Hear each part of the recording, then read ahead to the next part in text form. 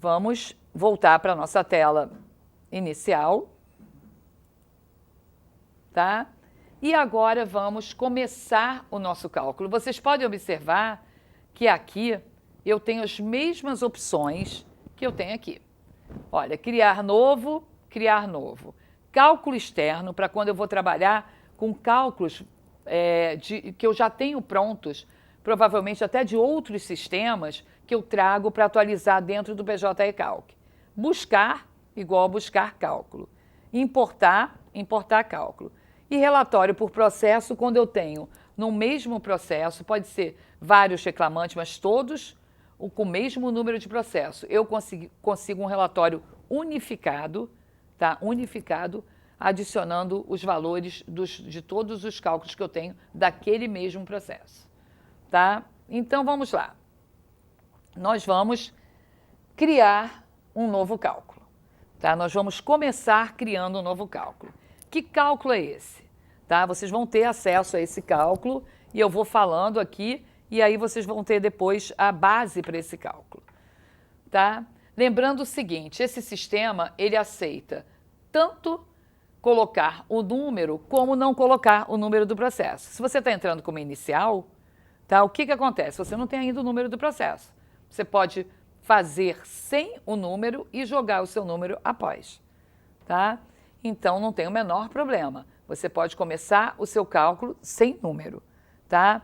Nós vamos trabalhar num cálculo onde eu tenho um reclamante, Luiz, tá? Bem simples, porque o que interessa não é o nome da pessoa nem o nome da empresa, é a atividade econômica dessa empresa. É Luiz versus um restaurante.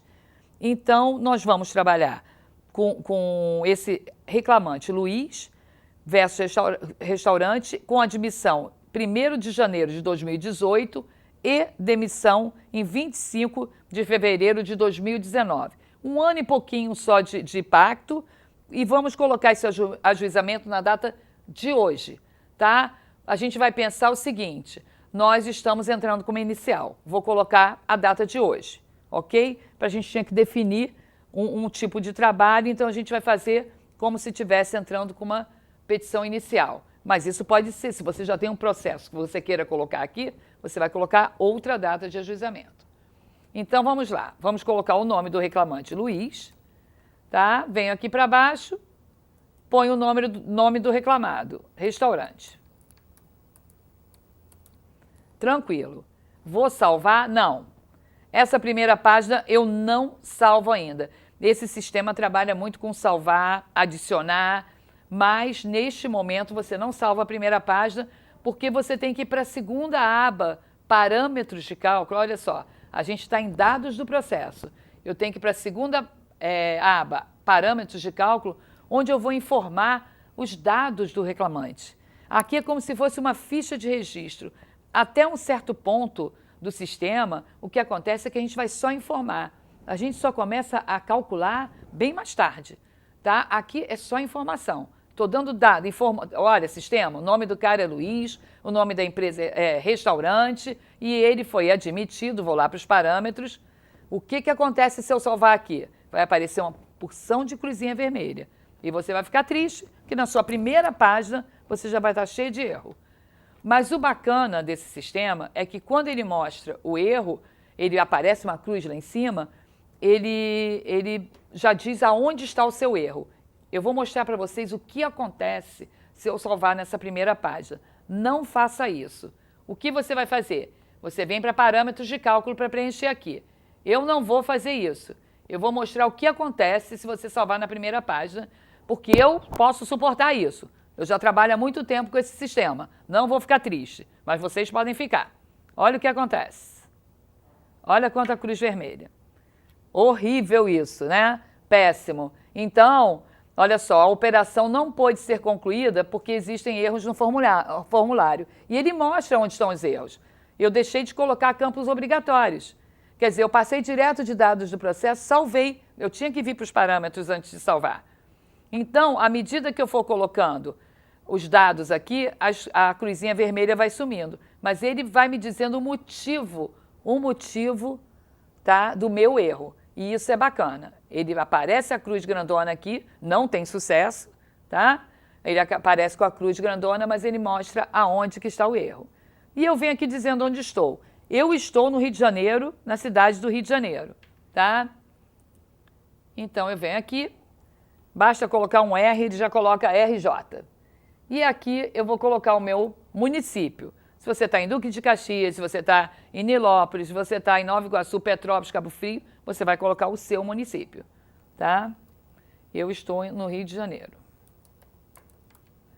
Então eu coloquei Rio de Janeiro, tá? Você pode trabalhar com o Tab nesse sistema e você vai andando de campo em campo. E a admissão, como eu falei, 01/01 de 2018, demissão em 25/02 de 2019. Ajuizamento, data de hoje. E eu estou no dia 2 de setembro de 2019. Então, vou colocar 2/9 de 2019. Se você está assistindo em outro dia, mantenha essa data, pode manter essa data, não tem problema, tá? Bom, e aqui abaixo, eu vou já salvar o meu para sumir as cruzinhas vermelhas, tá? Para eu poder trabalhar junto com vocês. Eu já botei os dados essenciais para ter um sucesso, mas eu vou voltar para a página dos parâmetros. Bom, coloquei admissão 1/1 de 2018, demissão 25/2 de 2019. Ajuizamento 2/9 de 2019, ok? O que é limitar cálculo? O que é data inicial e data final? Eu sou obrigada a preencher isso? Não. Quando eu preencho a data inicial, eu sou obrigada a colocar a final? Não. Se eu colocar a data final, eu sou obrigada a colocar a inicial? Não. Não. Você pode limitar um cálculo ou no início ou no final, tá? E você não é obrigado a colocar absolutamente nada. Então, eu tenho que ver se o processo me pede para eu usar a data inicial ou a data final ou as duas. Quando que vai me pedir uma data inicial? No caso de uma prescrição, eu boto aqui a data inicial e marco aqui a prescrição. Pode ser a prescrição de 5 anos para verbas ou uma prescrição de FGTS. Tá? Posso marcar as duas? Posso marcar as duas. Não é o nosso caso. Nós temos um pacto de 1 ano e não vamos trabalhar com prescrição. Ok, não preciso limitar. Mas poderia também limitar o meu cálculo, tá? Por querer trabalhar só com período de cálculo.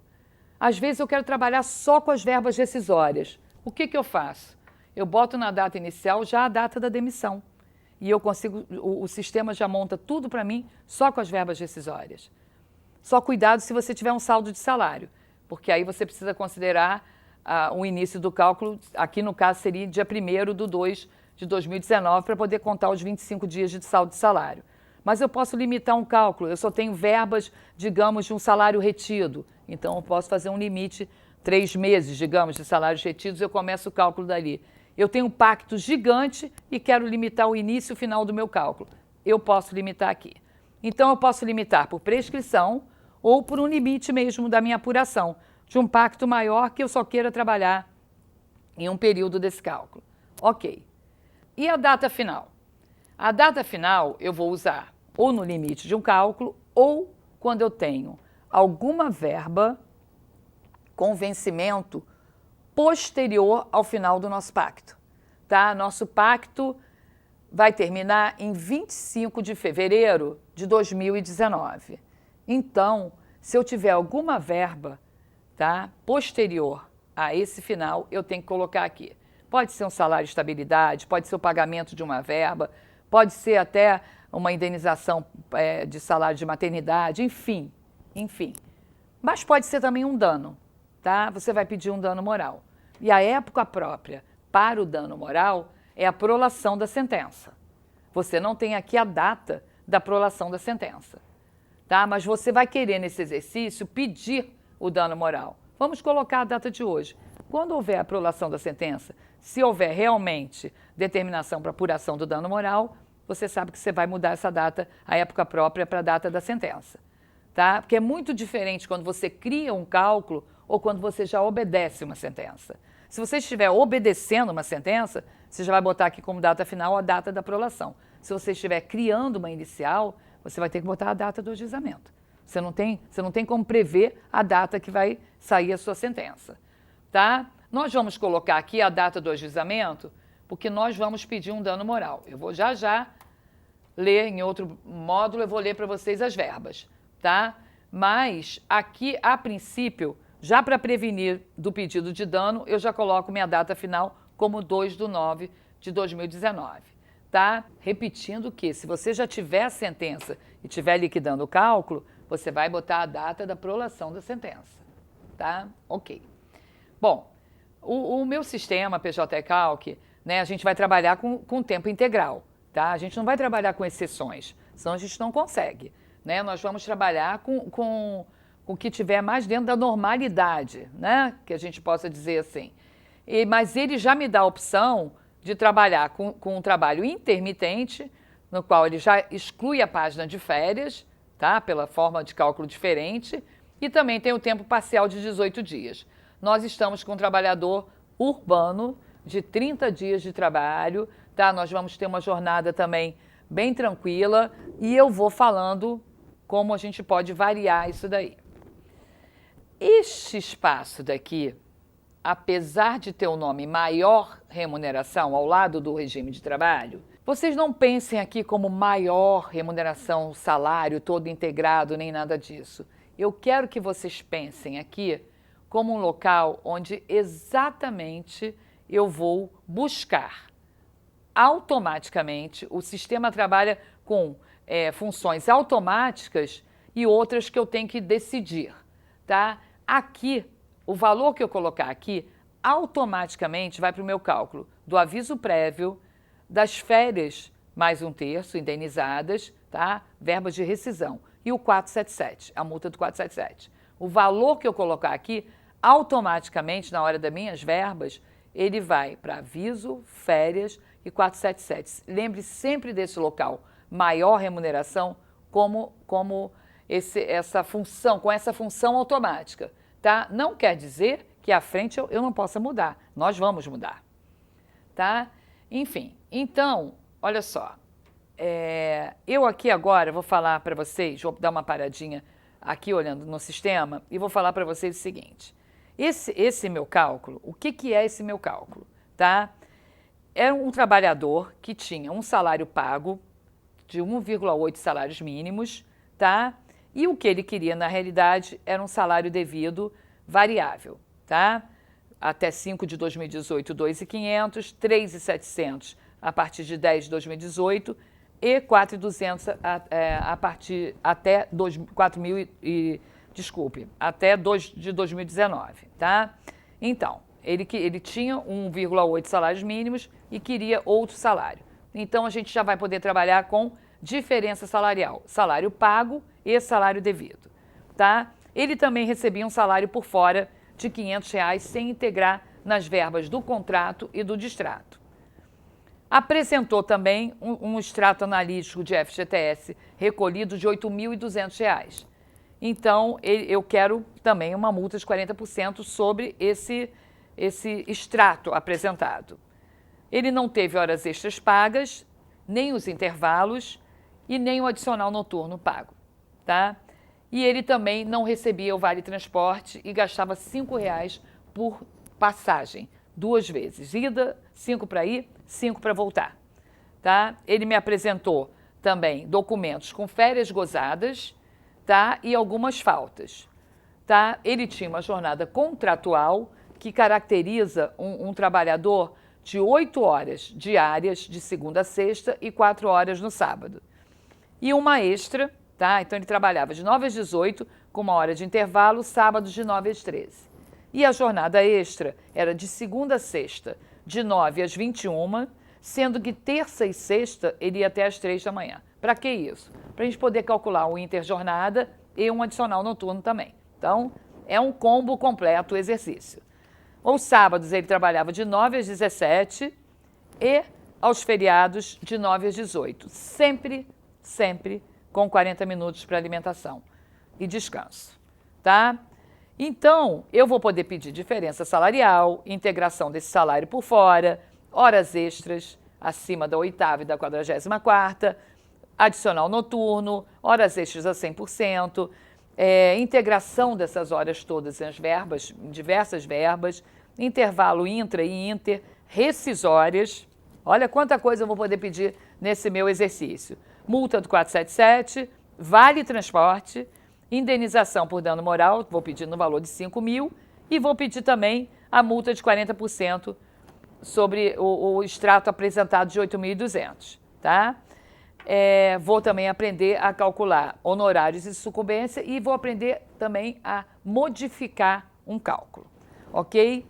Por que eu parei aqui para falar dos dados do meu cálculo? Porque eu tenho que decidir. Eu tenho cálculo de rescisórias, então eu tenho cálculo de aviso, de férias e de 477. Que valor que eu vou colocar aqui? O valor do salário pago a ele, de 1,8 salários mínimos, ou o valor do salário devido? Aí você deve estar pensando, salário devido é o mais alto, está escrito maior remuneração, mas não é, tá? Não é nada disso, não é nada disso. Você tem que aqui pensar o seguinte, eu vou pedir diferença salarial com reflexos, tá? No aviso, nas férias, no 13º, enfim, vou pedir para ser base de cálculo de horas extras, vou pedir a minha diferença salarial com todos os reflexos. Então, como que eu vou colocar aqui o salário devido? Eu vou apurar 2 vezes. Eu não posso apurar 2 vezes. Eu tenho que colocar aqui o meu salário pago, que aí quando eu tiver os reflexos da minha variação salarial, o que acontece? Aí sim ele vai chegar ao valor do salário devido, tá? Que é o que eu quero. Mas atenção, gente, isso aqui é importantíssimo. A hora de preencher aqui, está pedindo diferença salarial com reflexos em aviso, férias? Atenção, coloque aqui salário pago para não apurar 2 vezes, ou uma coisa ou outra. Então aqui o nosso salário pago seria de 1,8 salários mínimos, tá? De acordo com os dados, parâmetros do nosso cálculo. E que eu já vou dar essa dica para vocês do valor desse salário mínimo, tá? Agora, na verdade, você teria que fazer, ou olhar numa tabela, quando dá 1,8 salários mínimos, ou fazer um vai e volta aqui no histórico salarial, ir lá preencher e voltar, e eu mostro para vocês. Então, eu vou botar aqui 1,796 e 40, tá? São 1,8 salários mínimos à época da demissão. Perfeito, salário pago, toda vez que eu tiver uma diferença salarial com reflexo. Se for diferença salarial sem reflexo, não importa. Depende do que a sentença falar ou do que você quiser pedir, tá? Esse outro campo aqui, última remuneração, na verdade não quer dizer última remuneração. Quer dizer o seguinte, toda vez que você tiver uma interrogação, você passar o mouse, o sistema vai te mostrar o que quer dizer esse campo. E esse campo aqui, o que ele quer dizer é o seguinte, você tem um pacto onde o salário não variou. Tá? O cara foi admitido, trabalhou 6, 8 meses, ganhou R$1.000 durante todo o pacto. Você vai colocar aqui. Automaticamente o sistema já leva esse valor para o meu histórico salarial, que está aqui, já com a dedução do meu imposto de renda, do minha contribuição social. Já vai deduzir a contribuição social. Então eu fico com tudo bem aqui. Já automático. Sou obrigada a fazer isso? Não é. Não é obrigado a fazer isso, você não é obrigado a trabalhar com nada que seja automático do sistema. Você pode querer fazer tudo manualmente. Mas se você tem um processo só de verbas rescisórias, tá? Você tem uma maior remuneração, você já tem um salário que não variou, isso aí já é um adianto tremendo você já preencher aqui. Você já tem seu histórico já adiantado, ok? Tranquilo. Enfim, mas não é o nosso caso. Nós temos salário variável, tá?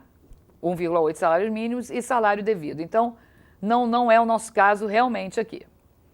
E aqui a gente vem para outro campo chamado prazo de aviso prévio. Não é cálculo do aviso prévio, não é aviso prévio, é prazo. E aqui eu estou falando do prazo, tá? E aí, o que a gente vai pensar? O sistema, ele calcula para mim o prazo. Nesse caso, eu tenho um pacto com um pouquinho mais de 1 ano. Tá? Então, o sistema calcula para mim. Isso acaba com aqueles erros, tá? De você falar, eu quero o aviso prévio de 36. Na hora da gente fazer a conta, você teria direito a 42 dias de aviso prévio, entendeu? Então, o sistema calcular para a gente, se você colocar a data da admissão correta e da demissão correta, o que você vai ter? Um cálculo correto do seu aviso prévio. O prazo. O que é o prazo? O prazo quer dizer o seguinte, ele tem que estar combinado com esse item aqui de baixo. porque eu tenho a projeção do aviso de 30 aqui embaixo e mais o prazo de 3, de 6, de 9, de 12, sempre múltiplo de 3, né? Então, obviamente, se eu deixar para calcular o prazo, eu tenho que deixar marcado, projetar o aviso prévio. Mas eu posso também querer informar o meu prazo do aviso. Você pega uma sentença, tá? E que você vê lá, aviso prévio proporcional de 36 dias. Você não quer errar? Você já bota aqui 36, tá? Você pode informar o seu prazo, tá? E você pode, não é o nosso caso, a gente vai deixar calculando. A gente não sabe ainda qual é o prazo. Ou você pode não apurar. Não tenho que apurar nenhum prazo. O cara trabalhou só até 1 ano, eu não preciso apurar o prazo do aviso prévio, deixa lá. Mas o não apurar também pode vir combinado com o não projetar em que casos? Em que casos isso acontece? Um pedido de demissão, uma justa causa, tá? A pessoa ainda está trabalhando, tá? Acontece muito, o cara entra com a ação, mas ele ainda está trabalhando. Então, você não vai ter que apurar prazo algum, nem aviso, tá? E muitas vezes, no caso do aviso prévio trabalhado. Porque quando eu tenho um aviso prévio trabalhado, eu boto a data da demissão, o fim realmente do pacto. Porque nesse período do aviso prévio, ele pode praticar verbas, tipo horas extras, o que for. E eu vou mudar a demissão, quando eu tenho um aviso prévio trabalhado, eu vou botar a demissão exatamente no final do pacto. No trabalhado, hein? Tá? E aí eu não vou apurar prazo. A não ser que não tenha, se a pessoa não recebeu exatamente o que tinha que receber, aí eu posso tentar calcular o prazo. Eu posso calcular tudo e deduzir o que ele recebeu. Digamos que ele teria direito a 39 dias de aviso prévio e só recebeu o relativo a 30 dias. Eu posso, então, apurar essa diferença, sem problemas. Tá? O nosso caso não é esse. Tá? Nós vamos ter um aviso prévio calculado e projetar o aviso. O sistema vai calcular para a gente o nosso prazo. Cuidado, gente, pede. Pede, porque se vocês pedem, vocês conseguem.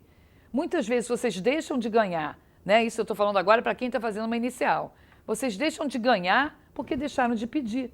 Você pede o aviso prévio indenizado enquanto você teria direito a um aviso com prazo.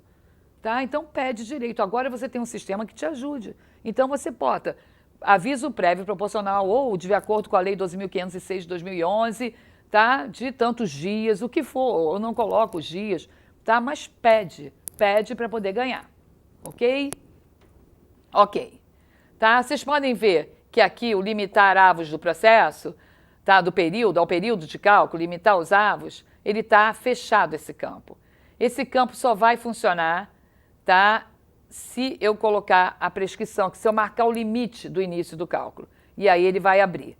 E aí é uma decisão. Se você estiver entrando com uma inicial, é uma decisão, tá? Ele limita realmente os avos a partir do momento da prescrição. Ele vai limitar os avos. Vai partir dali em diante. É assim que você quer fazer a sua inicial? Tá? Enfim, aí você tem que ver como você vai trabalhar. Sabe, se você tiver um aviso prévio de 5/12, vai ser 5/12, independente do tempo que ele tenha trabalhado anteriormente.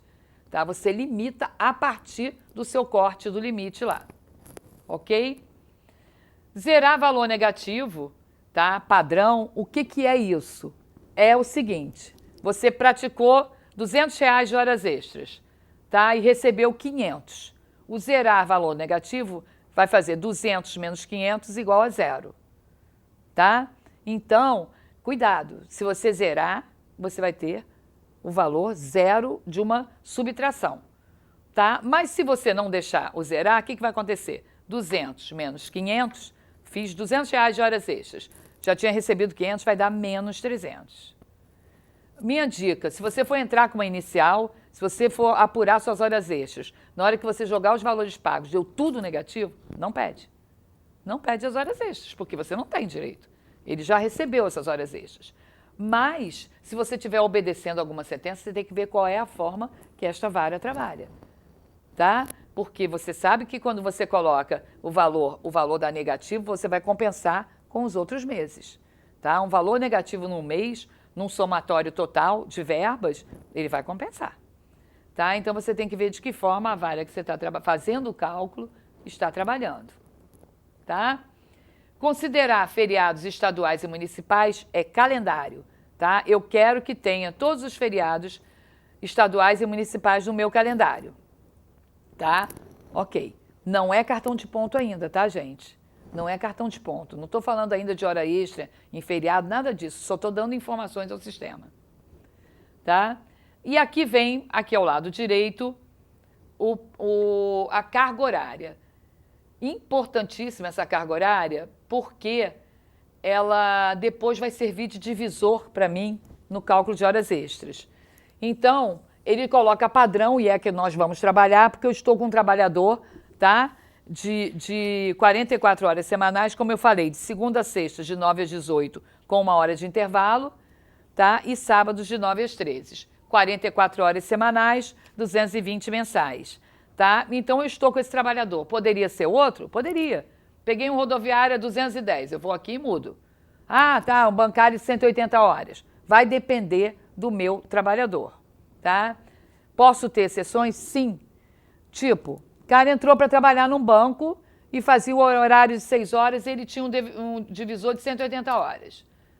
Durante um período, ele substituiu o gerente. Digamos que a partir de março de 2018 até junho de 2018.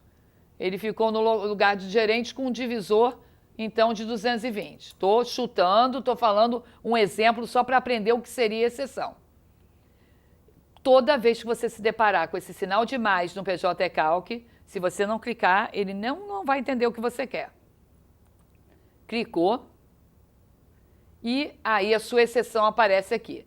Ou seja, a minha carga horária será 180 para todo o pacto, exceto entre março e junho, que será de 220. É uma exceção, tá? Mas não é o nosso caso, nós vamos deixar o nosso 220 mesmo, que é o nosso trabalhador, só mostrando como fazer uma exceção. A mesma coisa acontece no sábado como dia útil, eu também posso ter exceções, tá? Gente, lembrando que essa marcação aqui é seríssima, seríssima, do sábado como dia útil. Por favor, preste atenção, o sábado como dia útil não quer dizer que o cara foi lá trabalhar, não, tá? Ele pode simplesmente ter uma jornada de 44 horas e não trabalhar os sábados. Isso depende da convenção, dos acordos, enfim, tá? Você olha para a jornada. Esse nosso é 44, com certeza o sábado é um dia útil. Ele pode não trabalhar naquele dia. E você pode ter também exceção de períodos, tá? Agora, importantíssima essa marcação, hein? Depois, quando a gente apurar o nosso repouso semanal remunerado na relação de dias úteis, dias não úteis sobre dias úteis, que é assim que a gente deve fazer, tá? Vai importar muito. Tanto o sábado como o dia útil, como os meus feriados também, eu considerando ou não, porque são dias não úteis ou úteis. Seríssimo, tá? E aí, a gente aqui embaixo, é só se eu quiser excluir esses dias, é a única autoridade que eu tenho nesse período aqui, é se eu quiser excluir o dia de carnaval, Corpus Christi ou sexta-feira dos feriados e depois incluir novamente, tá? Parece que tem alguns lugares que não tem, a terça-feira de carnaval não é considerada feriado. Você pode excluir, se você estiver em um desses lugares. Fora isso, a gente vai trabalhar depois no cartão de ponto, a gente já pediu para manter aqui, os feriados nacionais já estão dentro do sistema, enfim. E agora, finalmente, vocês vão ter o primeiro sucesso desse cálculo, que vai ser salvar aqui. Você ganhou sucesso, operação realizada com sucesso, e o seu cálculo ganhou um número. O meu ganhou o número 259. Qual foi o número do seu cálculo?